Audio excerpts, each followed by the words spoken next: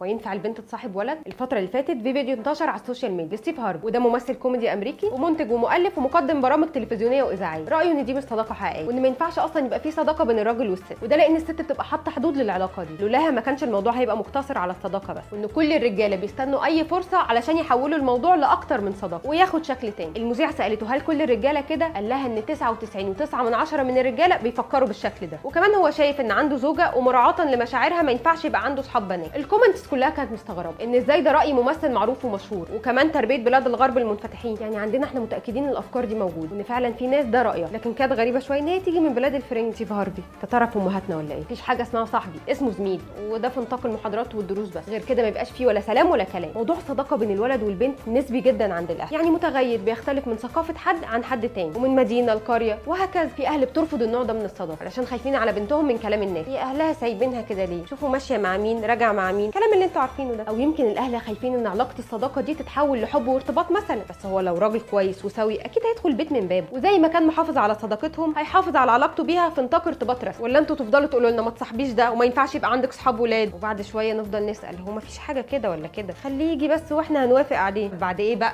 كان زمان بقى يا ماما، كان زمان، والموضوع ده ما فيش اجماع عليه، يعني نادرا في الكوره يبقى في علاقه صداقه بين الولد والبنت، وده طبعا علشان عاداتهم وتقاليدهم هناك بتمنع ده. كمان هناك ما فيش مدارس مشتركه، ولو حصل وبقى فيه فبيبقى في نطاق الدراسه وبس، غير كده انا وانت ما نعرفش بعض. وطبعا اهل البنت واهل الولد بيبقوا عارفين بعض، وحكم ان القريه بتبقى صغيره، لكن في المدن الموضوع ده بيبقى عادي شويه. معظم الاهل بتدخل ولادها مدارس مشتركه، وبيبقى من صغرهم البنات والولاد اصحاب، الموضوع ده بيبقى بالنسبه لهم عادي. كمان الشغل والدراسه فرضت علينا علاقات سواء كنا عاوزينها او لا، او موافقين عليها او لا، بقى في ناس مجبرين ان احنا نتعامل معاهم يوميا او من فتره للتانيه، ويبقى في بينا كلام، ومع المواقف والكلام في صداقه بتيجي وثقه بتتبني. بس هل الصداقه دي حقيقيه ولا لا؟ تفتكروا ايه؟ اي علاقه صداقه وخصوصا لو ما بين الولد والبنت ليها شويه شروط عشان تبقى علاقه ناجحه وصداقه حقيقيه، زي ان هم يحترموا خصوصيات بعض، ويبقى في حدود في المعامله ويخافوا على بعض، ويبقى في بينهم ثقه واحترام متبادل. طب ما هي لو الحاجات دي موجوده فعلا بين الولد والبنت، يبقى ليه في ناس بتقول مستحيل يبقى في علاقه صداقه بين ولد وبنت؟ ليه بقى اول ما بتيجي سيره ان في ولد وبنت صحاب دماغنا بتروح لبعيد خالص، انه اكيد مش بيخاف عليها وبيلعب بيها، شايفها بنت مش كويسه علشان بتكلمه، وانه بيتسلى وعاوز يحس ان في حواليه بنات كتير وخلاص. هو ما يمنعش ان في ولاد كده طبعا، ما نقدرش نعمم ونقول كل الولاد كده، اكيد في رجاله كويسين واسوياء وفاهمين يعني ايه صداقه بين ولد وبنت، بس برضه نجاح علاقه الصداقه مش شرط لاستمراريتها خالص. هوب هتلاقي شيلي كل الولاد اللي عندك على الفيسبوك، اعملي بلوك لكل اصحابك بتوع الجامعه على الموبايل، وده اللي بيحصل اول ما البنت ترتبط، والبنت علشان مغيبه ومرايه الحب عاميه بتسمع الكلام، وطبعا المحن بيبقى متبادل، فهي برضه هتقول له شيل كل البنات اللي عندك. وبالنسبه للمتجوزين بقى نادرا لما هتلاقي كل واحد عنده اصحاب من الجنس الاخر، لان هو يا اما بيدي لنفسه الحق ده ويمنعها منه، يعني هي تقطع علاقتها بكل اصحابها الولاد، يا كده كده هو ما عندوش اصلا صحاب بنات فمش سامح ليها بده، وبرضه الست بتسمع الكلام وبتوافق. لكن لو عكسنا الموضوع والست او البنت هي اللي مش عايزه صاحبها او جوزها يبقى عنده صحاب بنات، هل الراجل وقتها يحترم مشاعرها وفعلا هيقطع مع البنات دي، او حتى يقلل معاهم كلام ويتعامل في نطاق رسمي بحت؟ اصل في الحقيقه ما شفتش راجل بيراعي مشاعر مراته خالص في النقطه دي، دايما الرد بيكون انا عارف انا بعمل ايه، وهو ولا عارف ولا حاجه اصلا، ويدخل بقى في دور لا مش هقطع معاه، وانت مش واثقه فيا ولا ايه، والموضوع يتحول لخناقه تستمر كذا يوم، ولا انه يريح مراته ويراعي مشاعرها. والله لو تعرفوا راجل بيراعي مشاعر مراته في النقطه دي اعملوا له منشن وخلوني اشكره بنفسي. الاستشاريين النفسيين شايفين ان الصداقه بين الولد والبنت موجوده فعلا نتيجه لانهم فقدوا الثقه في اصحابهم اللي من نفس جنسهم بسبب مشاكل حصلت بينهم او غيره بينهم وما بين بعض. كمان لو الولد ما عندوش اخت بنت او البنت ما عندهاش اخ ولد، بيعوضوا مشاعر الاخوه دي عن طريق تكوين صداقات مع الجنس الاخر، والصداقات اللي من النوع ده بتعمل توازن نفسي بين الولاد والبنات. لكن خلينا متفقين لو الصداقه من النوع ده هتاذينا او هتاذي مشاعر شريك حياتنا، خلينا نوصل لحل وسط يرضي الطرفين. اكتبوا لي في التعليقات رايكم ايه في الموضوع ده، وناويين تسمحوا لاولادكم بالصداقه من النوع ده ولا لا.